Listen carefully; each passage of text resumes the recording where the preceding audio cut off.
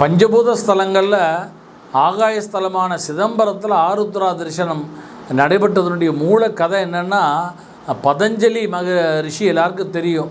அதே மாதிரி வியாக்கிரபாதர்னு இருக்கார். ரெண்டு பேரும் கடும் தபம் பண்ணுறா சிதம்பரத்தில். அந்த ஆனந்த சிவபெருமானை நினச்சி தவம் பண்ணுறார். எனக்கு அந்த பரரகசிய ஸ்தலம் இல்லையா, ஆகாய ரகசிய ஸ்தலம் இல்லையா, அதை தான் சிதம்பர ரகசியன்னு சொல்கிறோம். அங்கே தபஸ் பண்ணுறார்.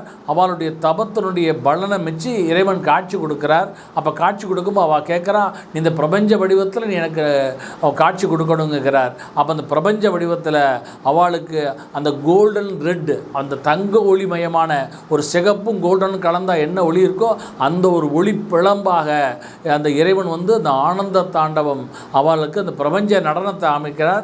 அந்த பிரபஞ்ச நடனம், அந்த நடனத்தில் அவளுக்கு காட்சி தர, அதுதான் சிதம்பரத்தில் அந்த ஆருத்ரா தரிசன விசேஷத்தினுடைய மூல காரணமாகும்.